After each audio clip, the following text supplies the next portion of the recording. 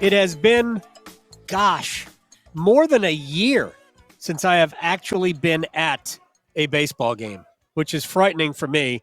Aaron Fitt, D1Baseball.com, at Aaron Fitt, co-editor, national writer, great clubhouse guy. If you go on his Twitter profile, that's what it says. The title of this segment is Learn Me.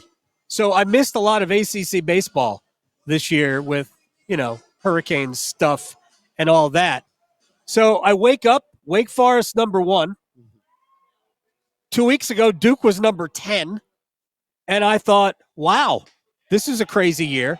I know North Carolina and NC State have been kind of in and out all year. So catch me up, because I know this is a great event here in Durham. Great to have it back here. So catch me up. How good is the league? First of all, can I say it's great to have you back here? Oh, no, it's in not. the college baseball world. Come on, that's what we need. More Adam Gold of course. in our lives. Yes, exactly. There are people who disagree with that, by the way. Nobody. It's been a very interesting year for the league. You mentioned the big story, I think, Wake Forest. I mean, they're the best team in the country, and they're not just ranked in the country. One. They're the best team in the country. And it's because we're in a climate right now where offense is out of control. Balls are flying out everywhere. Home runs are back to historic levels, 1998 levels. Did they juice the bats again? It's a balls. Oh, okay. Pretty sure it's a balls. All right, yeah. Wound a little tighter? Something happened. Made by COVID. Titleist? Exactly. Okay. Something happened. But given that context, Wake Forest, they've got the best pitching staff in the country. And the numbers they're putting up in a bandbox ballpark. Sure. I mean, they lead the nation in ERA, and that ballpark is utterly insane. They lead the nation in ERA in a home run hitter's ballpark. It's a fantastic Homer Dome. Yeah, and you've got two guys there. Rhett Lauder, ACC Pitcher of the Year, just repeated as that award winner. And then you got Josh Hartle, and both those guys are 2 or lower ERAs. I mean, it's just mind-boggling when you look around the league, and the average ERA for a staff is like 5-something. I mean, it's crazy. All right, so you got Wake doing that, Duke doing what they've done, and I know they've tailed off a little bit here of late. How do two schools like that, how do those schools, basically sit at or near the top of a league like the ACC? And in baseball, a partial scholarship sport, it's so impressive. It's not just partial. You get, 13? You get 11.7. 11.7 for the whole team. For the whole roster. For like 25, 30 guys. Right, and you can supplement that with some institutional aid, need-based, sure, merit-based, whatever. But Wake Forest doesn't have a ton of that, first of all. Right. It's hard to build your roster. It's hard to build depth as a private school with a high price tag in this sport. And so it's super impressive what they've done. And I think in Wake's case, they did a great job recruiting and developing these guys a few years ago. I mean, the junior class is fantastic. Lauder and Brock Wilkin and these guys. You bring in Nick Kurtz. He's a superstar at first base last year. So they have a great combination of homegrown guys, older veteran guys, and then you supplement them with some key transfer portal additions. And Duke did that too. Right. Duke has done well in the portal. Going and getting some academic-minded kids from Northwestern or some Ivy Leagues or wherever. They've done a really good job of that. Both those teams have. And Duke, I mean, the way they built their team is from the bullpen forward. It's not great starting pitching. It's openers, but they got a great bullpen, and their offense is just very solid. Well, Aaron Fitt from D1 Baseball is joining us here on the Adam Gold Show. Based on the way pitchers are used in college baseball, isn't it kind of the way to do it, the way to build your team is to just say, all right, I need 10 or 11 guys that I can count on, go to from at one point or another, because you play midweek games. Your starters aren't going more than once in a week. So you need bullpen guys. Isn't that the way to do it? There must be something to it, because that's the way the game is kind of trending at all levels. You look at the big leagues too. Sure. I mean, how often do you see these horses going 8 innings anymore? It doesn't really happen.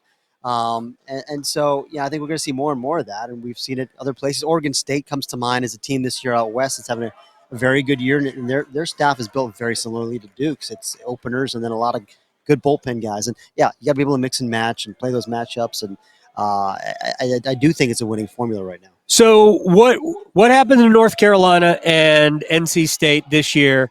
I know Carolina specifically got off to a good start. And I think they're the 7 seed, so they're obviously not bad. I mean, if you're a top, I guess 9 seed in the ACC, is still a pretty good team. So what happened to UNC? What happened to NC State? Have them sort of kind of starting the second half? So in UNC's case, I think for them the biggest thing is figuring out the pitching. You know, they for a while Max Carlson. I mean, he hadn't had a great year. He's their ace, right? I mean, he was the guy last year. They were counting on him to kind of be that bell cow for their pitching staff.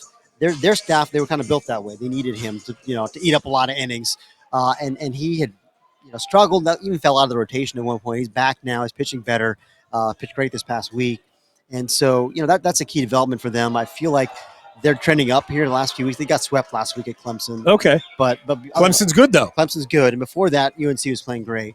And they're a solid offensive team with speed and power. They play good defense. They're athletic. There's a lot to like about them. It's just finding the right pieces on the mound and putting them in the right spots. For a while, the bullpen took some time to settle, so they kind of got that fixed. I think they're dangerous. They made a run this time last year. They could do it again. And NC State too is kind of the team that I've got my eye on this week as a team that could come out here and make a lot of noise. They could win this thing. They're very talented. I mean, they're a lot better than their ACC record, 13-16. What about the arms for them? I know they've got some very impressive arms.